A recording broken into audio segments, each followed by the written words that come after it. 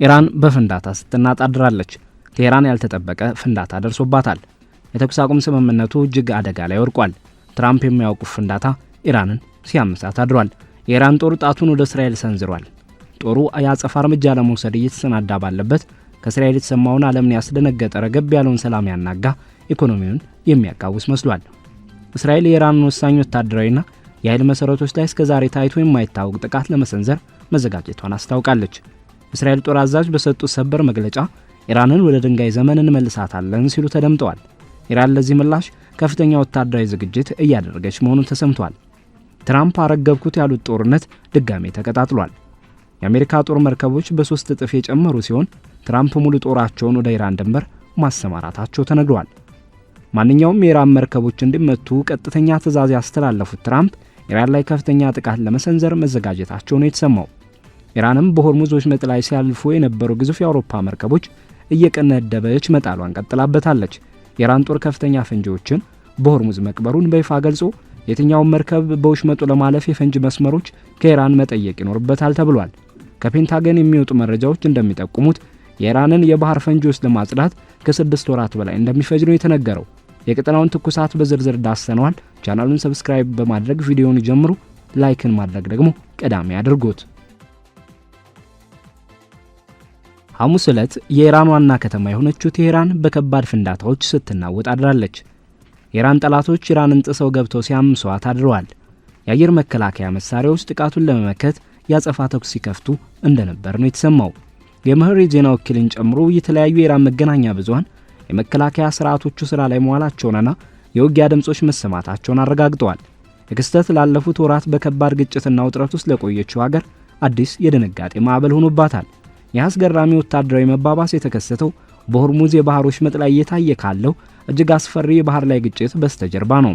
የአሜሪካው ፕሬዝዳንት ዶናልድ ትራምፕ ማንኛውም የኢራን የባህር መርከብ መጠኑ ምንም ያህል ትንሽ ቢሆን ፈንጂ ሲያጠምድ ከተገኘ የአሜሪካ ጦር ኃይሎች ተኩሰው እንዲገድሉ ቀጥተኛ ትዕዛዝ አስተላልፈዋል። ትራምፕ በራሳቸው የማህበራዊ ትስስር ገጽ ላይ ያሰፈሩት መግለጫ በዓለም አቀፍ ገበያዎችና ወታደራዊ ማዕከላት ላይ ከፍተኛ ድንጋጤን ፈጥሯል። ፕሬዝዳንቱ አሜሪካ ቀጠናው የምታደርገውን ወታደራዊ እንቅስቃሴ በ3 እጥፍ ማሳደጓንና በዚያ ወሳኝ የባህር መተላለፊያ ላይ ሙሉ ቁጥጥር ማድረጓን ገልጸዋል። በተመሳሳይ ሰዓት የእስራኤል የመከላከያ ሚኒስትር እስራኤል ካትስ እስካሁን ከተሰሙት እጅግ ጠንካራ ማስጠንቀቂያዎች መካከል አንዱን ሰጥተዋል። የእስራኤል መከላከያ ሰራዊት በኢራን ላይ የተጀመረው መጠነ ሰፊ ጦርነት በአዲስ መልክ ለማስቀጠል ሙሉ ዝግጅቱን ማጠናቀቁን አስታውቀዋል። ሊመቱ የሚገባቸው ኢላማዎች በሙሉ ተለይተው መጠቆማቸውን የገለጹት ሚኒስትሩ እስራኤል አሁን እየጠበቀች ያለችው ከአሜሪካ የሚሰጠውን አረንጓዴ መብራት ወይም ፈቃድ ብቻ መሆኑን ተናግረዋል። የጥቃት ሲሰነዘርም የአሜን ስርወ መንግስት መገርሰስን ዓላማ ያደረገ የኢራንን የኃይልና ኢኮኖሚ መሰረተ ልማቶች ወደ ፍርስራሽነት የሚቀይረና ስርዓቱን የሚያናውጥ ከባድ ድብደባ እንደሚሆን ገልጸዋል። እነዚህ ተደራራቢ ክስተቶች በቴህራን ሰማይ ላይ የተሰሙት ፍንዳታዎች፣ የአሜሪካ የባህር ኃይል ጠንካራ ትዕዛዝ፣ የኢራን መርከቦች በቁጥጥር ስር መዋልና የእስራኤል ግልጽ የጦርነት ዝግጅት ቀጠናውን ወደ አደገኛና ወደማይመለስ የጥፋት አዘቅት ውስጥ እየገፉት ይገኛሉ። በየካቲት ተለይቶ በሚወሰዱ ጥቃቶች የተጀመረው ግጭት አሁን የአየር የባህርና በተኪ ኃይሎች የሚካሄድ መጠነ ሰፊ ጦርነት ሆኖ ተቀይሯል።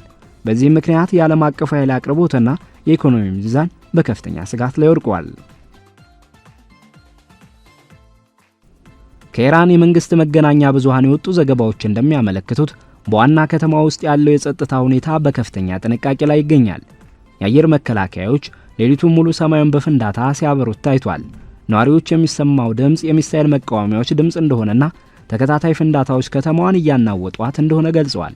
የመህር የዜና ወኪል በተለይ መከላከያ ስርዓቶቹ ጠላትን እያደኑ መሆኑን ሲዘግብ፣ ሌሎች ምንጮች ደግሞ በተለያዩ የከተማ ወረዳዎች የተኩስ ድምጽ መሰማቱን ጠቁመዋል።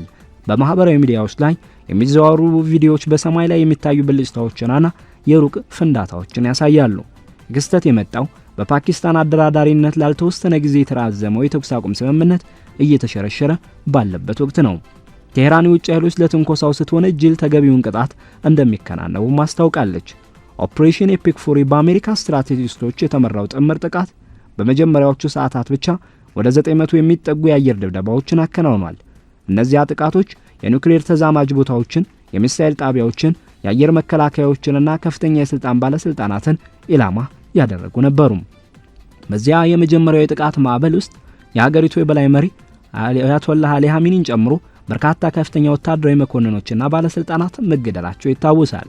የጥቃቱ ወዲያውኑ የኢራንን አጸፋዊ እርምጃ የቀሰቀሰ ሲሆን በሺዎች የሚቆጠሩ ባላስቲክ ሚሳኤሎችና ድሮኖች ወደ እስራኤልና በቀጠናው ወደሚገኙ የአሜሪካ ይዞታዎች እንዲተኮሱ አድርጓል።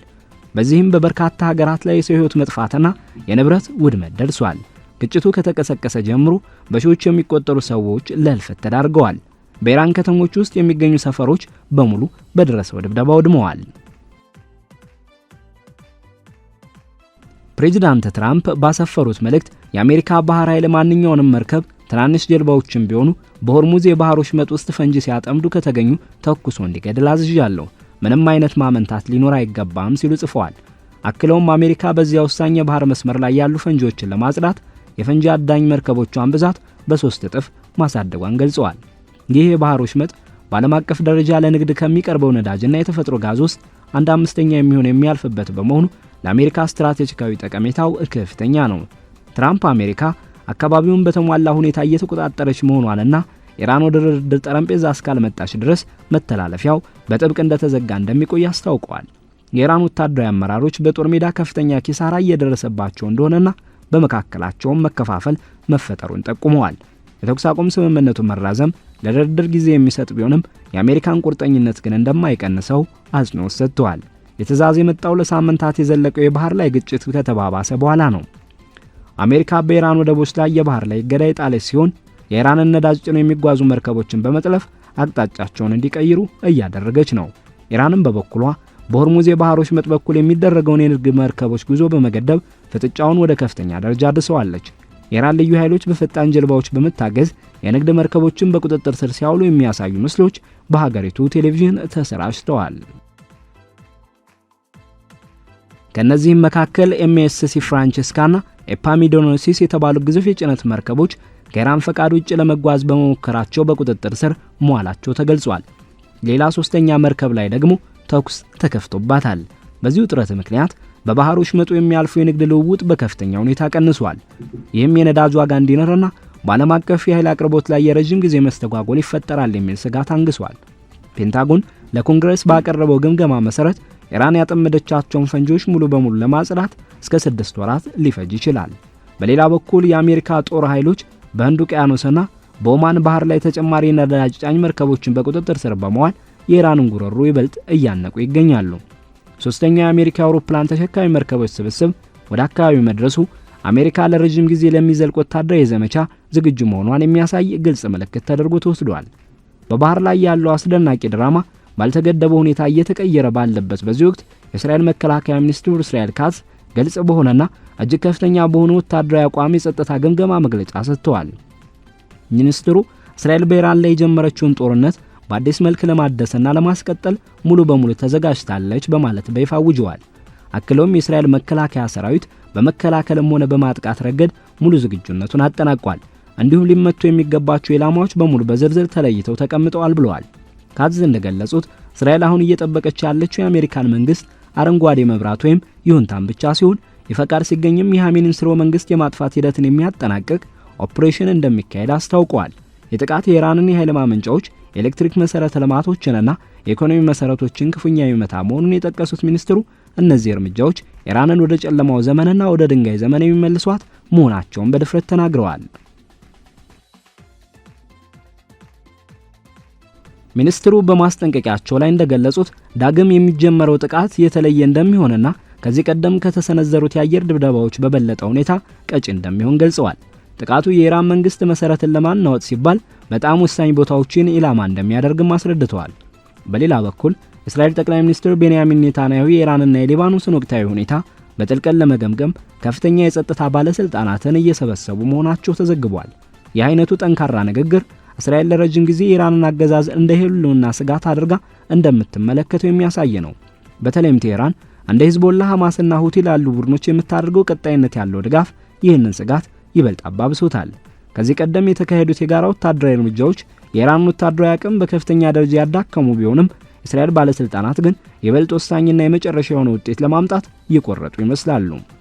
የኢራኑ ፕሬዝዳንት መሱድ ፔዜሽኪያን ፕሬዚዳንት ትራምፕ በኢራን ውስጥ የውስጥ መከፋፈል አለ በማለት የሰነዘሩትን ንግግር በከፍተኛ ሁኔታ ተቃውመዋል። በኤክስ ገጻቸው ላይ ባሰፈሩት መልእክት በኢራን ውስጥ ጠንካራ አቋም ያላቸው ወይም ሃርድ ላይነርስ ወይም መካከለኛ ወይም ሞዴሬተርስ የሚባሉ ክፍሎች የሉም፣ ሁላችንም ኢራናውያንና አብዮተኞች ነን በማለት በማያሻማ ሁኔታ አስታውቀዋል። በህዝቡና በመንግስት መካከል እንደ ብረት የጠነከረ አንድነት እንዳለ አጽንኦት የሰጡት ፕሬዝዳንቱ ቴህራን ወራሪውን ኃይል በድርጊቱ እንዲጸጸት እንደምታደርግም ቃል ገብተዋል። የመልእክት ከሌሎች የኢራን መሪዎች ዘንድም ሲስተጋባ የቆየ ሲሆን አንድ አምላክ፣ አንድ ሀገር፣ አንድ መሪና አንድ መንገድ፣ የተወደደችው ኢራን የድል መንገድ በሚል የተቀናጀ ድምጽ ሆኗል። የኢራን ባለስልጣናት በሆርሙዝ የባህር ወሽመጥ ላይ እየወሰዱት ያለው እርምጃ አሜሪካ ለጣለችው የባህር ላይ እገዳ የሚሰጥ የመከላከያ ምላሽ መሆኑን አጥብቀው ይከራከራሉ። ይህን የአሜሪካን እገዳ የተኩስ አቁም ስምምነቱን እንደመጣስም ይቆጥሩታል። ከፍተኛ የሀገሪቱ አመራሮች የፈጣን ጀልባዎችንና የድሮን ስምሪቶችን እንደሚቀጥሉ ምልክት የሰጡ ሲሆን አንዳንድ ዘገባዎች ደግሞ በዚያ መስመር ለማለፍ በሚሞክሩ መርከቦች ላይ የጉምሩክ ወይም የማለፊያ ክፍያ እየተሰበሰበ መሆኑን ይጠቁማሉ። ምንም እንኳን በይፋ የኢራን መንግስት አንድነቱን ቢያሳይም ተንታኞች ግን በውስጥ በኩል ከፍተኛ ጫናዎች እንዳሉ ይናገራሉ። በየካቲት ወር በተሰነዘሩ ጥቃቶች ቁልፍ መሪዎችን ማጣት ከማዕቀብና ከባህር ላይ እገዳው ጋር ተዳምሮ አገዛዙን እየፈተነ ይገኛል። ተላላኪ አማጽያን እንቅስቃሴያቸውን ቢቀጥሉም የኢራን ዋና ወታደራዊ መዋቅር ግን ከፍተኛ ጉዳት ደርሶበታል። የሆርሙዝ የባህር ወሽመጥ አሁንም ድረስ የውጥረቱ ማዕከል ሆኖ ቀጥሏል። በዚህ ቦታ ላይ የሚፈጠር ማንኛውም መስተጓጎል በቅጽበት ወደ እስያ፣ አውሮፓና ከዚያም ባለፈ የዓለም ክፍሎች ተጽዕኖን ያሳርፋል። የተጽዕኖ ከቤንዚን ዋጋ ጀምሮ እስከ ኢንዱስትሪ ምርቶች ድረስ ሰፊ ነው። የመርከብ ኩባንያዎች የመርከቦቻቸውን በአማራጭ መንገዶች እንዲጓዙ ለማድረግ ከፍተኛ ወጪ እያወጡ ሲሆን በቀጠናው ለሚደረጉ ጉዞዎች የሚጠየቀው የመድን ዋስትና ክፍያ ሰማይ ነክቷል። መጀመሪያ ላይ ለ2 ሳምንታት የተወሰነውና አሁን ደግሞ የተወሰነ የማብቂያ ጊዜ ሳይቀመጥለት የተራዘመው የተኩስ አቁም ስምምነት በማንኛውም ጊዜ ሊበጠስ በሚችል ቀጭን ክር ላይ ተንጠልጥሎ ይገኛል።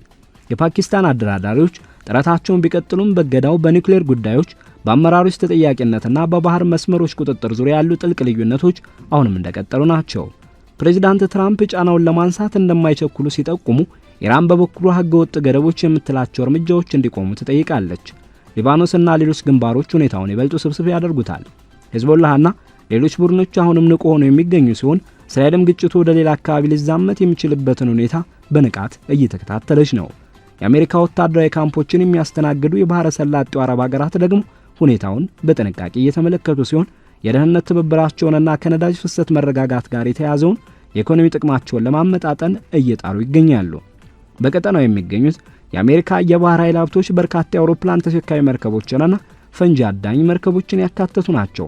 የአሜሪካ ጦር ኃይሎች ከኢራን ዳርቻዎች ርቀው የሚገኙ መርከቦችን የመጥለፍና የመቆጣጠር ችሎታ እንዳላቸው በተግባር አሳይተዋል።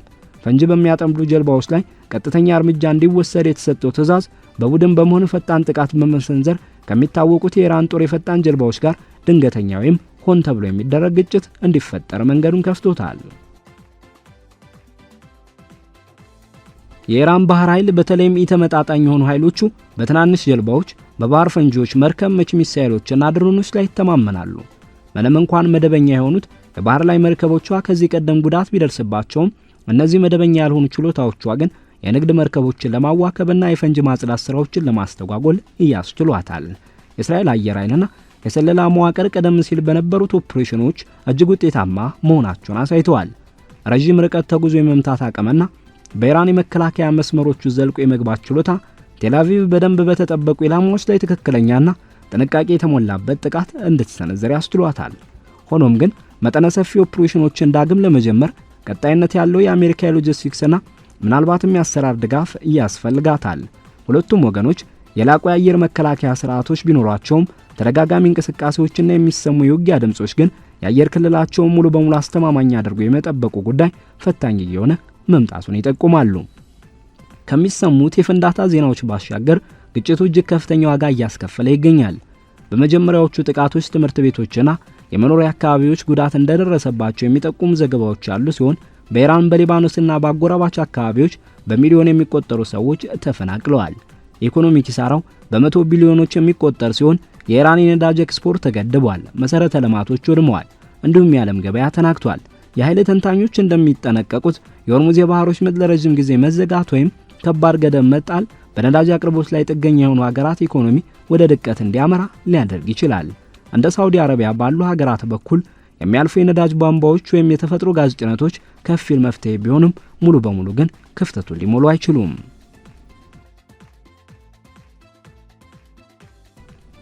በቴህራን ላይ የፍንዳታ ድምጾች እየተሰሙና ንግግሮች ይበልጥ እየጠነከሩ በመጡበት በዚህ ወቅት ቀጠናው እጅግ አደገኛ በሆነ መስቀለኛ መንገድ ላይ ይገኛል።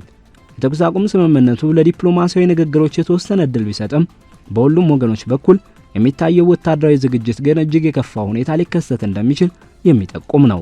የትራምፕ የባህር ኃይል ትዕዛዞች፣ የእስራኤል ግልጽ ዝግጅትና የኢራን እልህ አስጨራሽ የመርከብ ጠለፋዎችና የአየር መከላከያ እንቅስቃሴዎች ተደራርበው ሁኔታውን ይበልጥ ተለዋጭ አድርገውታል። አውሮፓ ዲፕሎማቶችና የእስያ የኃይል ተጠቃሚዎችን ጨምሮ የዓለም አቀፍ አካላት ግጭቱ እንዲቆምና ንግግሮች እንዲጀመሩ ጥሪ እያቀረቡ ነው። ሆኖም ግን ያገዛዙ ሁሉና የኒውክሌር ፍላጎቶች፣ የቀጠናዊ ተጽዕኖና የወሳኝ የባህር መስመሮች ቁጥጥር የመሳሰሉ ዋና ዋና ጉዳዮች በቀላሉ መፍትሄ የሚያገኙ አይመስሉም። ለጊዜው ዓለም ቴህራን ከሌላ የጭንቀት ሌሊት ስታገግም የአሜሪካ የጦር መርከቦች ትዕዛዛቸውን በባህር ላይ ሲያስፈጽሙና የእስራኤል ስትራቴጂስቶች ምልክት የተደረገባቸውን ኢላማዎች ሲገመግሙ በትኩረት እየተከታተለች ነው።